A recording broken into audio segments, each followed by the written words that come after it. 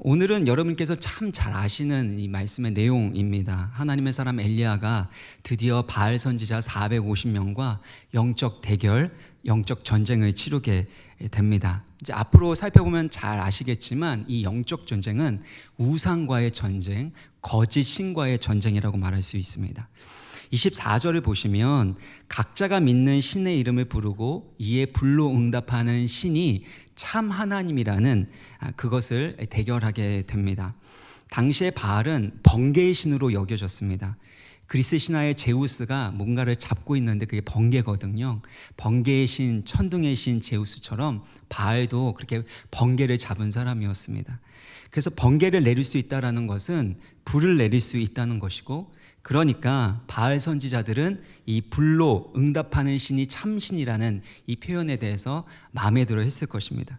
그래서 26절을 보시면 이 바알 선지자들이 먼저 송아지를 잡은 다음에 아침부터 저녁까지 바알의 이름을 부르면서 그렇게 뛰놀고 그렇게 제사하는 것을 볼 수 있습니다. 그런데 아무런 소리, 아무런 응답이 일어나지 않습니다.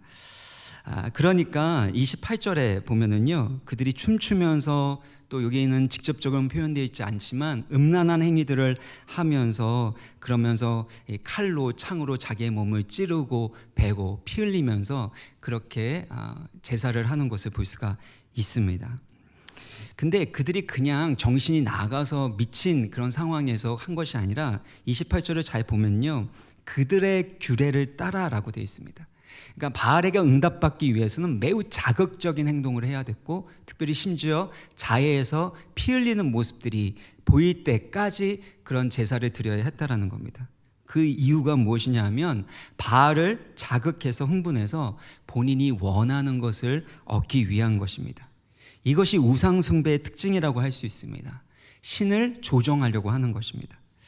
정한 수를 떠다 놓고 거기에 비나이다 그렇게 간절하게 정성을 기울이게 되면 원하는 소원을 얻을 수 있습니다. 우리가 우상을 만들어 놓는다는 것도 마찬가지입니다. 우상 자체에 의미가 있는 거라기보다는 그 우상을 섬기고 우상에게 소원을 비는 것을 통해서 내가 원하는 것을 얻을 수 있는 것, 그것이 중요한 것입니다. 여기에서 중요한 것은요, 신에 대한 인격적인 사랑이나 순종에 있지 않습니다. 신을 조종해서, 신을 감동시켜서 결국에 내가 원하는 것을 얻어내기만 하면 되는 겁니다. 예를 들면 심청전에서 공양미 300석을 드리게 되면 그러면 하늘이 감동하게 돼서 아버지의 눈을 뜨게 되는 일이죠. 물질을 드리든지 아니면 어떤 종교적인 행위를 하든지 간에 결국에 내가 원하는 소원을 이루게 되고, 또 내가 피하고 싶은 재난은 그렇게 피하는 것이 바로 우상 숭배의 핵심이라는 것입니다.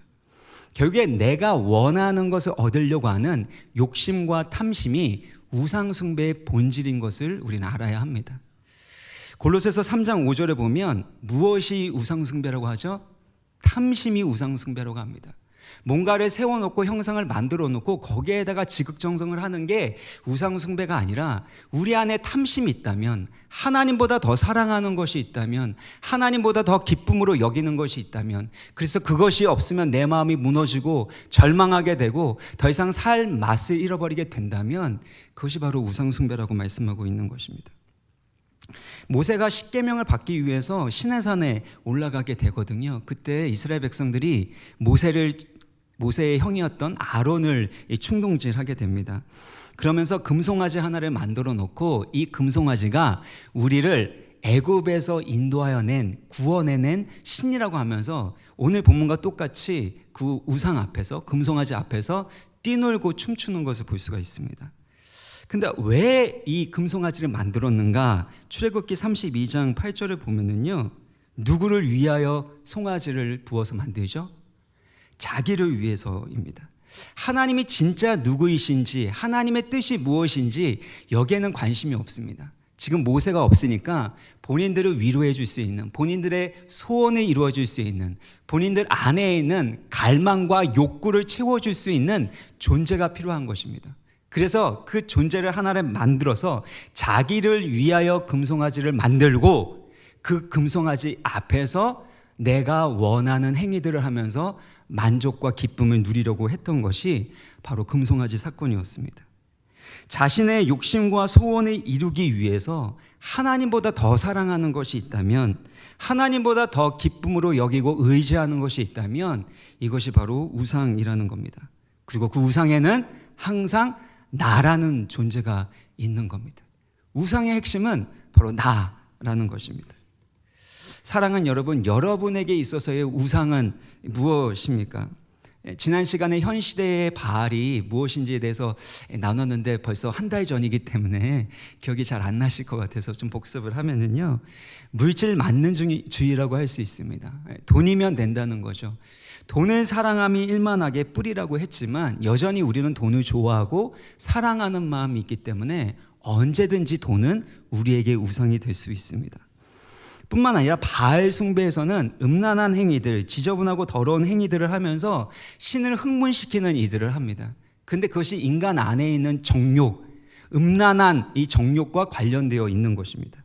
그래서 오늘날 21세기의 바알 역시 타락하고 음란한 세상의 문화라고 할 수 있는 것입니다. 내가 사랑한다면 그 어떤 것도 허용될 수 있어. 성적인 느낌, 좋은 느낌을 받기 위해서는 무엇이든지 하려고 하는 이 세상의 풍조가 바로 바알 숭배의 문화라는 것입니다. 그리고 또한 바알은 번영의 신이었습니다. 폭풍의 신, 번영의 신, 비를 내려주고 풍요를 주는 신이었기 때문에 어떻게든 번영하게 되고 돈을 더 많이 벌 수 있게, 성공할 수 있게 해주면 그것은 바알이라고 할 수 있는 것입니다. 그래서 기독교 안에도 이 번영주의가 들어왔습니다. 하나님은 우리를 성공시켜 주시는 분, 더 부자가 되게 해주시는 분, 승진하게 해주시는 분, 우리가 소원하고 아뢰면 응답해 주시는 그런 신으로 여겨지는 것입니다. 하나님은 우리를 성공시킬 수 있고 우리 가운데 부요함을 주실 수 있고 또 승진할 수도 있게 하시고 또 우리의 마음의 소원에 따라 일하시는 분입니다.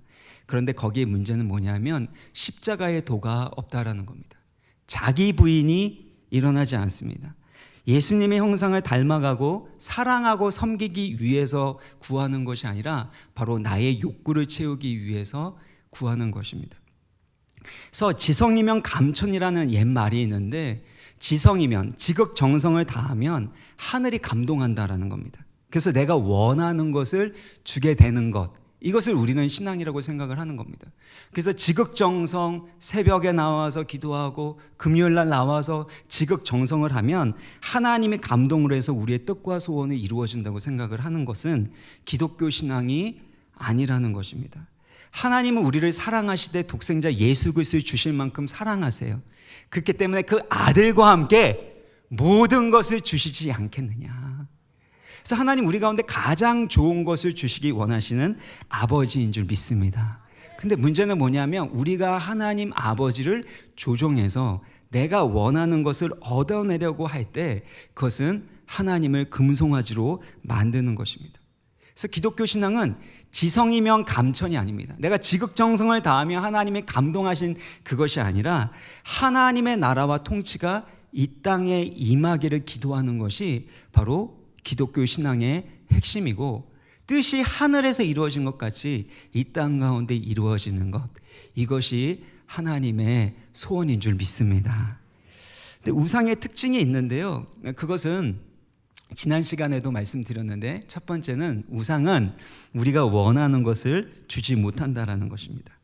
26절을 여러분 보시면은요, 바알이여 우리에게 응답하소서 하나 아무 소리도 없고 아무 응답하는 자도 없으므로 라고 됐습니다. 27절을 보면은요, 이 정오에 이르러서 엘리야가 아무런 응답이 없는, 그런데 막 이렇게 발광하면서 그렇게 춤추면서 바알을 부르는 이 바알 선지자 450명을 조롱합니다. 큰 소리로 부르라. 그가 신인즉 묵상하고 있는지, 혹은 그가 잠깐 나갔는지, 혹은 그가 길을 행하는지, 혹은 그가 잠이 들어서 깨워야 할 것인지, 이런 말투를 하지 않았을 거예요. 아주 조롱 섞인 그런 말투를 했기 때문에 성경 저자도 조롱했다라는 표현을 썼습니다. 이것을 보면서 우리도 타종교에 대해서 이렇게 조롱해도 되는구나, 그러면 하나님이 기뻐하시고 불을 내려주시는구나 라고 생각하셔는 안 됩니다. 이것은 이스라엘 백성들이 듣도록 하기 위한 겁니다. 그들로 하여금 바알 숭배가 얼마나 헛되고 거짓된 것인지 깨닫도록 하기 위해서 조롱 섞인 말들을 하고 있는 겁니다. 그리고 바알 선지자들을 자극해서 그들이 할 수 있는 최선을 다할 수 있도록 자극하고 있는 겁니다. 그리고 그로 인해서 조롱받고 있는 바알 선지자의 모습을 보면서 너희들이 바알을 숭배할 때 하나님이 이와 같이 모욕을 당하시고 결국엔 너희도 이와 같은 조롱과 수치를 당할 것이다 라는 것을 보여주는 선지자적인 표현이었습니다. 그래서 우리가 타종교에 대해서 함부로 여기거나 함부로 이렇게 폄하하거나 또 그렇게 모독하는 이들을 하는 것은 결단코 경건한 그리스도의 모습이라고 할 수는 없을 것입니다. 그러니까 이들이 이제 바알 선지자들이 자극을 받았잖아요. 그러니까 25절 보니까 정오가 지나고 그 다음에 어떻게 해요? 자극받으니까 미친 듯이 떠들면서 소재를 드릴 때까지 이르게 됩니다. 그래도 어떻게 해요? 29절에는 아무런 소리도 없고 응답하는 자나 돌아보는 자가 없다라고 표현하고 있습니다.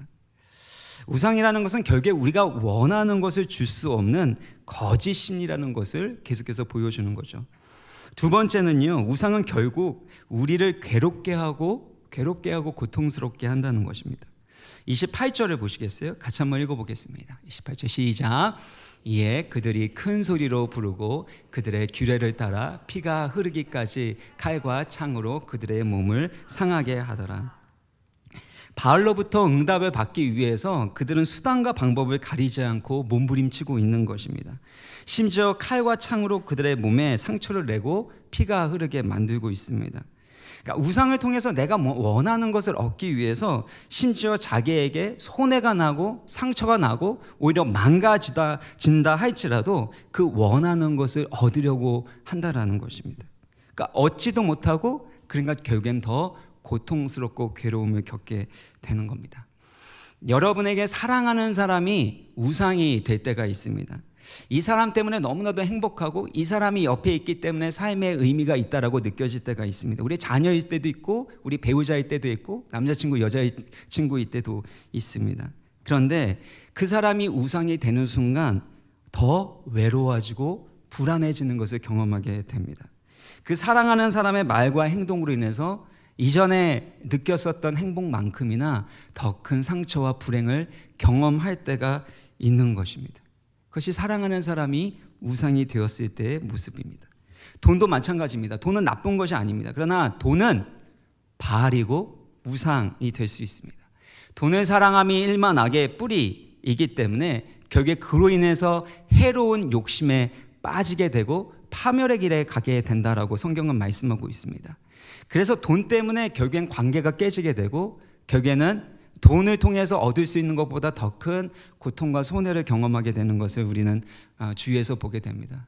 돈이 많은 가정에서 다툼이 없는 경우는 거의 없습니다.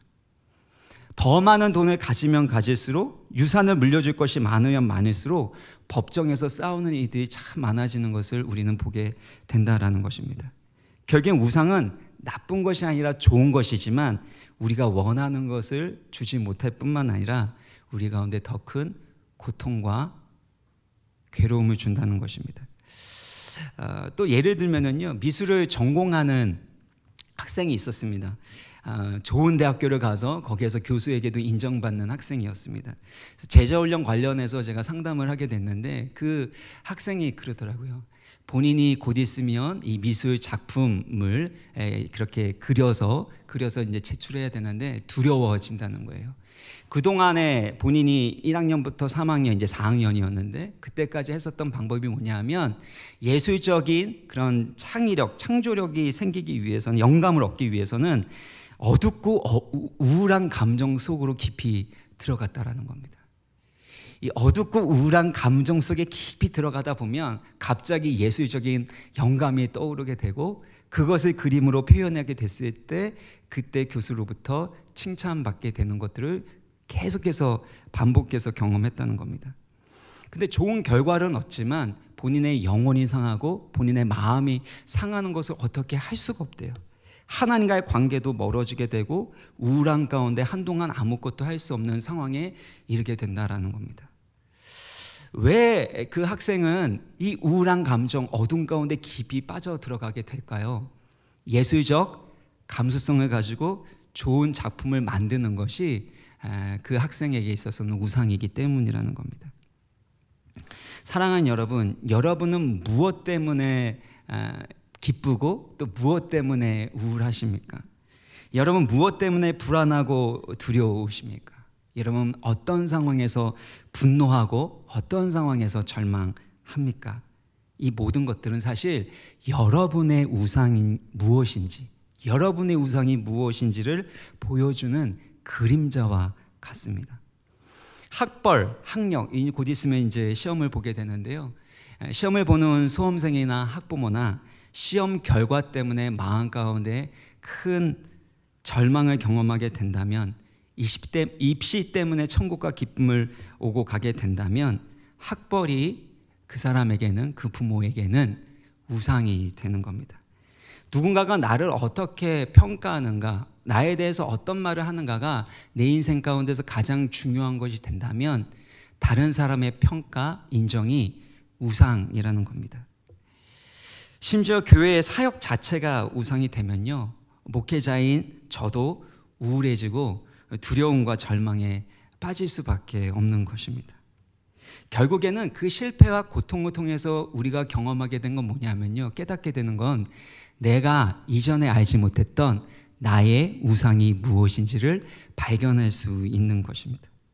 그런 이유 때문에 하나님은 3년 6개월 동안 비를 내리지 않는 재난을 허락하신 겁니다.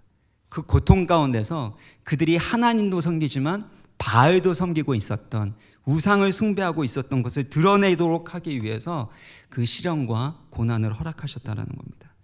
사랑하는 여러분, 여러분 지금 무엇 때문에 분노하십니까? 무엇 때문에 속상하십니까?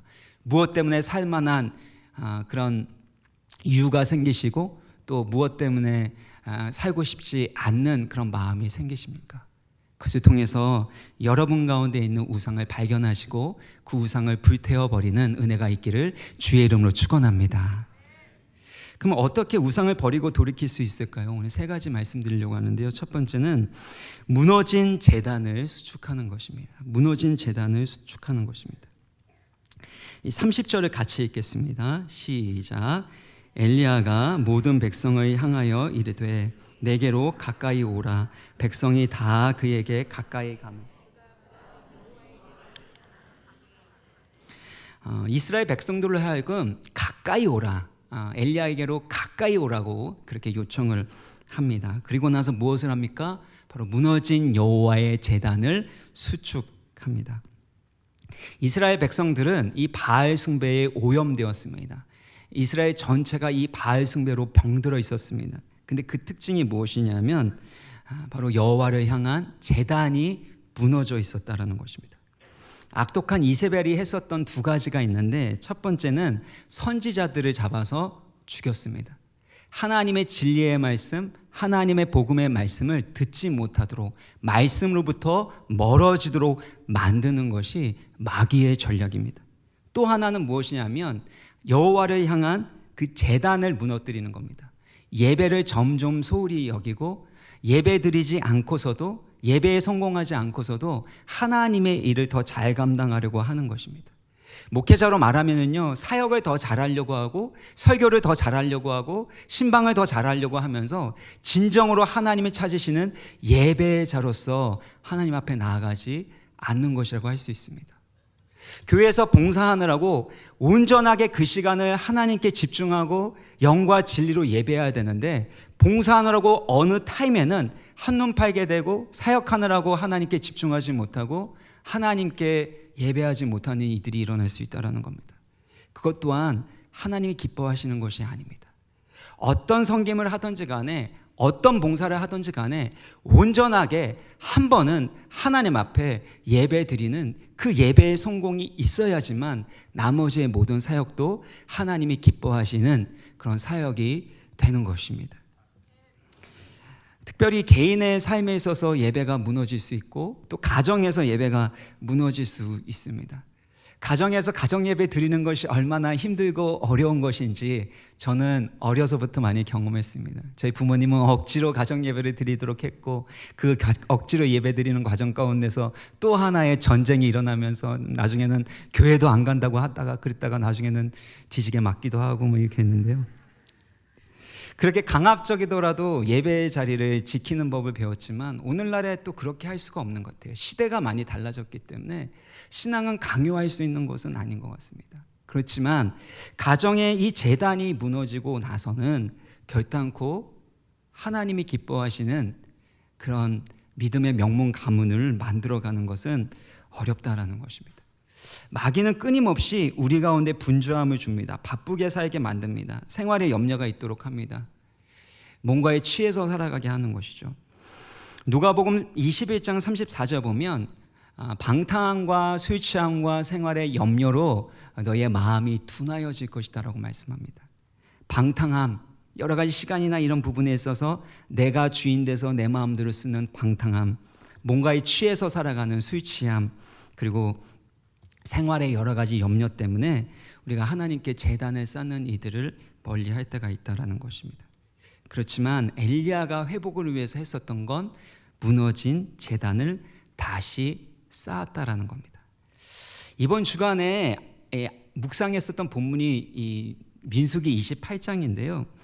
이스라엘 백성들이 가나안 땅에 들어가서 타락하고 음란한 가나안 문화가 있는 이 가나안 땅에 들어가서 해야 할 일에 대해서 말씀하시는 건데, 그게 바로 번제 제사였습니다. 상번제가 있고 안식일의 제사가 있고 초하루의 번제가 있습니다. 상번제는 항상 항자에서 매일 드리는 그런 제사가 상번제인데, 아침과 저녁마다 꼭 반드시 이 번제와 함께 소제, 전제로 하나님 앞에 올려드려야 했습니다. 안식일마다 예물을 조금 더해서 그렇게 일주일에 한 번 또 번제를 드리도록 했습니다. 그리고 한 달에 초하루를 정해서 그때는 더 많은 예물, 번제물을 드리면서 하나님께 번제와 소제와 전제를 올려드리도록 했습니다. 왜 그렇게 반복해서 하루에 2번씩 또 일주일에 한 번씩 한 달에 한 번씩 예배 드리도록 했을까요? 바로 하나님을 예배하는 것이 타락하고 음란한 가나안 문화를 이겨낼 수 있는 백신과 명령력을 일으켜 강하게 해주는 영양제와 같은 역할을 하기 때문이라는 겁니다. 그래서 예배에 실패하면은요, 사실 모든 것에 실패하는 겁니다. 근데 예배 한 번 실패했다고 그렇게 어려움을 겪는 경우는 거의 없습니다. 마치 댐에 이 금이 가게 되면 처음에는 아무런 문제가 없는 것처럼 보이지만 예배가 한 번, 2번 우선순위에서 밀리게 되고 예배에서 실패하게 되면 어느 순간에는 걷잡을 수 없는 결과가 발생하게 되는 것입니다. 그러므로 여러분 인생에서 무엇을 가장 소중히 여겨야 될까요? 하나님께 제단을 쌓는 일, 하나님을 예배하는 일에 최우선순위를 두시길 바랍니다. 다른 것에서부터가 아니라 예배에서부터 성공하시는 진정한 영적 성공자가 되시기를 주의 이름으로 축원합니다. 그래서 새벽마다 여러분 제단을 쌓으셔야 돼요. 새벽에 일어나는 것이 힘들다면 아침에 제단을 쌓으셔야 돼요. 아침과 저녁마다 제단 쌓으셔야 합니다. 가정예배 매일 드리기 어렵다면 일주일에 한 번이라도 여러분 반드시 가정재단을 회복하시기를 바랍니다. 그 가정예배를 통해서 하나님이 부어주시는 놀라운 복이 여러분의 가정과 삶 가운데, 이터 가운데 충만하기를 주의 이름으로 축원합니다. 두 번째는요, 하나님의 불을 받는 것입니다. 엘리야가 바알 선지자 450명과 영적 전투를 벌이게 될 때, 그때 하나님은 불로 응답하십니다. 근데 이게 엘리야의 계획처럼 보이지만 사실은 그렇지 않습니다. 하나님의 계획과 뜻이었습니다. 36절 엘리야의 기도를 잘 보시면은요, 내가 주의 종인 것과 내가 주의 말씀대로 이 모든 일을 행하는 것을 오늘 알게 하옵소서. 지금 불로 응답하는 신이 참신이라 이렇게 대결을 신청했잖아요. 이게 누구의 말씀대로래요? 주의 말씀대로라는 겁니다. 엘리야의 계획이 아니라 하나님의 계획이었고 하나님의 뜻이었다라는 겁니다. 하나님께서는 이스라엘 백성들에게 불로 응답하기를 원하셨다라는 겁니다. 그리고 그것을 볼 수 있도록 가까이 와서 보라고 말씀하시는 거죠. 그런데 잘 생각해 보세요. 이스라엘 백성들이 원했던 것들은 무엇이었을까요? 무엇이었을까요? 불이었을까요? 물이었을까요? 3년 6개월 동안 비 한 방울 내리지 않았고 기근과 가뭄으로 인해서 그들은 고통당하고 있었습니다. 그러면 그들이 원하는 것은 물이지 불이 아닙니다. 근데 하나님은 비를 내려주시려고 말씀하시는 게 아니라 그 전에 먼저 불을 내려주시겠다고 말씀하고 계시는 것입니다. 신앙생활을 하게 되어질 때 어려움이 생기게 되고 때로는 시험되게 되는 이유가 바로 이것입니다. 나는 하나님께 정말 충성하고 나름대로 열심히 했어요. 근데 때로는 오해받기도 하고 때로는 어떤 이들에 대해서 실패하게 됩니다. 그럼 빨리 그 문제가 해결되어야 되거든요. 빨리 경제적인 문제가 해결되어야 되고 관계의 문제가 해결되어야 하는 겁니다. 지금 필요한 것은 건강의 문제가 해결되는 일인데 하나님은 그 문제는 해결해 주지 않고 불을 내려주시겠다고 말씀하시는 거예요. 그러니까 답답한 거죠. 그러면 불은 무엇을 상징하는 걸까요? 첫 번째는요, 하나님의 영광을 상징합니다. 하나님의 영광이 시내산에 임하게 될 때 그때 이스라엘 눈에는 맹렬한 불과 같이 보였다라고 표현합니다. 맹렬한 불과 같이. 그래서 불과 함께 하나님이 임재하는 것을 볼 수 있고, 또 모세가 아론과 함께 성전 봉헌식을 하게 되는데 레위기 9장 23절 24절도 보면은요, 거기에 보면 하나님의 영광이 가득 차게 됐고 여호와의 불이 나와서 그 제단에 있는 번제물을 다 태우게 됩니다. 그러니까 하나님이 그 번제물을 받으시고 예배를 받으신다라는 것인데 그때 하나님의 영광으로 가득 찼다라는 것입니다. 역대하 7장 1절에도 동일합니다. 성전 봉헌식을 솔로몬이 하게 될 때 어떻게 해요? 불이 하늘로부터 내려오게 되고 하나님의 영광으로 가득 차게 됐습니다. 그래서 불이라는 건 첫 번째는 그냥 하나님이 기뻐하시고 또 하나님의 영광으로 가득 채워주신다는 것을 의미합니다. 근데 더 중요한 것은 뭐냐면요, 불은 더러운 것을 태우고 소멸하는 일을 한다라는 겁니다. 그리고 불은 심판, 하나님의 심판을 상징하고 있습니다. 열왕기하 1장 12절 보면 아하시아의 이 군대가 엘리야를 잡으러 왔을 때 그때 엘리야가 명령하게 되니까 하늘로부터 불이 임하게 돼서 아하시아의 군대가 이 불로 인해서 다 소멸되게 됩니다. 이거는 이 하나님의 심판을 상징하는 것이죠. 제물에 이 불을 붙여서 제물을 불태워서 하나님께 올려드리는 것도 사실은 하나님께 향기로운 이걸 올려드리는 의미도 있지만 불태운다라는 것은 진노와 심판을 상징하고 있습니다. 우리가 받아야 될 그 죄악에 대한 심판을 제물이 대신 받는 것, 이것이 바로 각을 뜬 다음에 불로 태우는 것입니다. 그래서 히브리서 12장 29절인데요. 같이 한번 읽겠습니다. 시작. 우리 하나님은 소멸하는 불이심이라. 하나님이 누구라고요? 불인데 어떻게 하는 불이라고요? 소멸하는 불이라는 겁니다. 우리는 보통 불하면 뜨거워지고 또 능력 있게 되고 또 사랑할 수 없는 사람도 사랑할 수 있는, 원수도 사랑할 수 있는 그런 사랑의 불을 생각하게 되는데, 원래 1차적으로 의미는 불이라는 건 바로 죄에 대해서, 악에 대해서 소멸하게 되는 하나님의 무서운 심판을 상징하고 있는 겁니다. 그래서 거룩하신 하나님 앞에는 죄인들이 설 수 없고 무서운 진노와 심판을 받을 수밖에 없는 겁니다. 그런데 우리가 받아야 될 그 심판과 진노를 예수님께서 대신 받으신 겁니다. 예수님께서 우리를 대신하여 불의 심판, 십자가의 고난과 죽음을 당하신 것입니다. 그래서 우리의 모든 죄가를, 우리의 모든 죄에 대한 그 값을 예수 그리스도로 옮기신 거예요. 그래서 예수님께서 그 모든 불의 심판을 대신 받으셨기 때문에 우리가 소멸되지 아니하는 거예요. 예수 그리스도의 그 십자가의 은혜, 구원의 사역 때문에 우리가 소멸되지 않게 됩니다. 그리고 오히려 하나님의 불은 우리를 심판하는 불이 아니라 우리를 정결케 하는 불, 우리를 구원하는 불이 되는 겁니다. 그래서 예수님의 십자가 사건 이후에 사도행전 2장 3절 4절 보면요, 성령이 강림하시게 될 때 어떻게 되죠? 불의 혀처럼 갈라지는 것이 임하게 됩니다.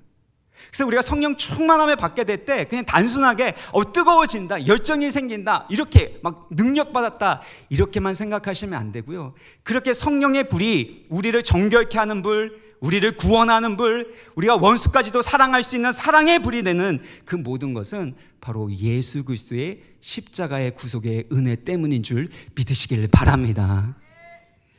그래서 하나님은 예수 그리스도로 말미암은 하나님의 불, 성령의 불을 먼저 우리 가운데 붙여주시기를 원하시는 거예요. 내 인생 가운데 억울하고 답답한 일, 그 일이 해결되기 전에 내 안에 있는 자기중심적인 우상이 먼저 불태워져야 하는 것입니다. 외부적인 어떤 사건의 문제, 관계의 문제가 해결되기 전에 먼저 내 안에 있는 이기적인 자기중심적인 내 안에 있는 이 자아가 깨어지기를 원하시는 것입니다. 그래서 물을 내려주시기 전에, 비를 내려주시기 전에는 철저한 회개가 일어나는 불의 역사가 일어나야 한다고 말씀하시는 것입니다. 사랑하는 여러분, 여러분 인생 가운데 문제가 생겼습니까? 여러분 안에 있는 우상이 무엇인지가 밝히 드러나게 되는 성령의 깨달음이 있을 줄 믿습니다. 그리고 그 우상들을 회개하고 그 우상들을 불태워 주시는 하나님의 불, 하나님의 은혜를 경험하시길 주의 이름으로 축원합니다. 그래서 저는 사도 요한의 기도가 참 좋아요. 영혼의 잘됨 같이, 내 영혼이 잘됨 같이 범사에 잘되고 강건하기를 원하노라. 세 번째는요, 기도로 하나님의 하나님 되심을 증거하는 것입니다. 엘리야가 제단 주위에 곡식종자 2세아 정도 되는 도랑을 만들게 됩니다. 곡식종자 2세아는 한 15리터 정도 되는 도랑을 의미하는데요. 물통 4개를 가지고 와서 그 물통에 물을 가득 붓습니다. 그리고 나서 이 제단에가 또 그것을 쏟아 붓게 되는데 그것을 총 3번 하게 됩니다. 물 4통을 총 3번 이렇게 연달아 붓게 되면 몇 통이 되는 거죠? 12통이 되는 겁니다. 그러니까 물이 제단으로 두루 흐르게 되고 도랑에도 물이 가득 차게 됩니다. 왜 그렇게까지 해야만 했을까요? 사실 이 엘리야와 바알 선지자에게 대결에서 중요한 건 불이 빨리 잘 붙는 게 더 중요하지 않습니까? 근데 물을 이렇게 부어버리면 사실은 불 붙기가 더 어려운 상황에 이르게 되는 겁니다. 그렇게 했었던 이유 중에 하나는 당시에 바알 선지자들이 이 제단 밑에 어떤 특수한 장치를 해서요, 어떤 이렇게 불을 밑에서 탁 붙여놓고 나서 나중에 바알이 이렇게 불 내려줬다, 이런 사기극들을 이렇게 속이는 마술과 같은 이들을 했기 때문이라는 그런 주장도 있습니다. 중요한 것은 불이 붙기 가장 어려운 상태, 최악의 상태로 만드는 것입니다. 우리 인생 가운데도 마찬가지입니다. 하나님이 은혜를 주시기 전에, 불을 내려주시기 전에 하시는 일이 있는데요, 내 힘과 내 능력으로 할 수 없는 상황으로 우리를 밀고 가실 때가 있습니다. 골목 끝으로 그렇게 어디로 갈 수 없도록 밀어붙이실 때가 있고, 벼랑 끝으로 밀어붙이실 때가 있지 않습니까? 저는 전에도 말씀 전했지만 그 누가복음 5장에요, 밤이 새도록 수고하였을 때 잡은 것이 없지만은, 이 표현이 참 좋습니다. 저는 가만히 있지 못하는 성격이거든요. 이렇게 그렇게 안 보이시겠지만 이제 조금 지나면 이제 본색이 드러나게 될 건데, 이 본색이라는 거는 토마토입니다. 토마토는 겉과 속이 같으니까. 근데 가만히 있지를 못하는 막 열정적인 부분들이 있으니까 사실은 이렇게 해보고 저렇게 해보고 참 열심히 살아봅니다. 하나님의 사역도 열심히 해봅니다. 그런데 밤이 새도록 수고해도 되지 않을 때가 있어요. 물을 그냥 딱 부어서 절대 이렇게 불이 붙지 않을 것 같은 그런 상황에 이르게 되는 거죠. 근데 그때 우리의 마음에 어떤 마음이 생기죠? 첫 번째는요, 화가 납니다. 내가 이렇게 열심히 애쓰고 노력했는데 어떻게 내 마음을 몰라주나? 내가 이렇게 애쓰고 노력하는데 하나님이 왜 이렇게 나를 안 도와주세요? 이런 마음이 듭니다. 근데 나중에 조금 더 지나면요, 낙심하는 마음이 생깁니다. 해도 소용 하나도 없네. 인생이 다 그런 거지. 그런 마음들이 생기죠. 근데 그때가 오히려 나의 힘을 다 빼게 하시고 하나님의 불로 살아가게 하시는 것입니다. 여러분, 번제 이 불을 피울 때요 하는 게 뭡니까? 하나님이 주신 그 불로 아닌 다른 불로 만약에 제사를 드리게 되면 그러면 죽임을 당하게 되어 있습니다. 하나님이 우리 가운데 원하는 것은 우리의 힘과 능력이 아닙니다. 하나님의 힘과 능력이에요. 나의 안에 있는 불로 살아가는 것이 아니라 하나님의 불로 살아가기를 원하시는 줄 믿습니다. 그래서 물을 쏟아 부어주시는 거죠. 근데 또 하나는요, 이스라엘 백성들에게 가장 필요한 것은 무엇이었죠? 물이었습니다. 근데 그 귀한 물을 제단에 쏟아 붓는 그런 행위를 했던 겁니다. 어떤 성경 신학자들은 갈멜산 가까이에 지중해 바다가 있었고 또 3년 6개월 동안 기근이 있었는데 어떻게 먹을 물을 거기에 부을 수가 있겠냐, 이건 분명히 먹지 못할 바닷물일 것이다, 그렇게 주장하기도 합니다. 일리가 있는 주장인데요, 성경에 바닷물이라는 표현이 나옵니까 안 나옵니까? 안 나오죠. 그러면 사실은 무엇과 대조가 되냐면 하늘에서 내리는 비와 여기에 쏟아붓는 물이 대조를 이루는 것을 우리는 볼 수가 있습니다. 결국에는 생명같이 여겨지는 이 물을 쏟아붓고 오히려 불이 붙을 수 없는 그런 악조건을 만든 다음에 그 다음에 하나님이 일하실 수 있도록 공간과 자리를 내어 드리는 것입니다. 왜 우리 가운데 하나님의 불의 역사가 일어나지 않을까요? 왜 열심히 수고하고 애썼는데도 하나님의 역사로 말미암아 내가 할 수 없는 그 일을 이루시는 것들을 지금 체험하지 못할까요? 그것은 내가 하나님이 일하실 그 자리를 꿰차고 있기 때문이라는 겁니다. 하나님이 일하실 수 있도록 하나님께 그 자리를 내어드릴 때 하나님께서 일하시고 하나님의 불을 내려주시고 하나님의 영광을 드러내게 하실 줄 믿으시길 바랍니다. 그래서 이 불이 너무나도 강력했기 때문에 돌과 흙까지 다 태워버리는 것을 볼 수 있는데 이것은 하나님의 열심과 능력을 상징하고 있습니다. 이런 하나님의 능력과 열심이 드러나게 될 때 엘리야의 기도를 보면은요, 참 재미있는 장면이 나옵니다. 엘리야의 기도가 길지 않습니다. 36절, 37절을 보면은요, 어떻습니까? 아브라함과 이삭과 이스라엘 하나님 여호와여, 주께서 이스라엘 중에서 하나님이신 것과 내가 주의 종인 것과 내가 주의 말씀대로 이 모든 일을 행하는 것을 오늘 알게 하옵소서. 37절 보면 여호와여 응답하소서, 내게 응답하옵소서. 이 백성에게 주 여호와는 하나님이신 것과 주는 그들의 마음을 되돌이키심을 알게 하옵소서. 아멘. 길지 않죠? 아주 단순하고 명료한 기도합니다. 그 기도를 통해서 하나님의 불이 떨어지게 되고 하나님의 영광이 드러나는 일이 일어나게 됩니다. 왜 그럴까요?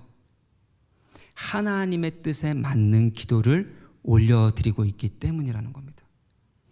여기 보세요.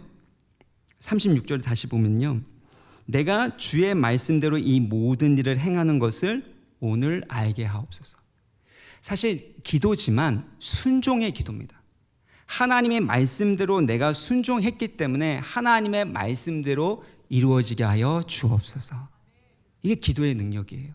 우리의 소원을 하나님 앞에 아뢰는 것들이 참 중요합니다. 마음을 쏟아놓는 것, 내 안에 있는 상처, 아픔, 깨어짐, 분노, 그것들을 다 쏟아놓는 것 중요합니다. 근데 다 쏟아놓은 다음은 어떻게 해야 돼요? 하나님의 말씀으로 우리의 심령을 채우는 것이 필요합니다.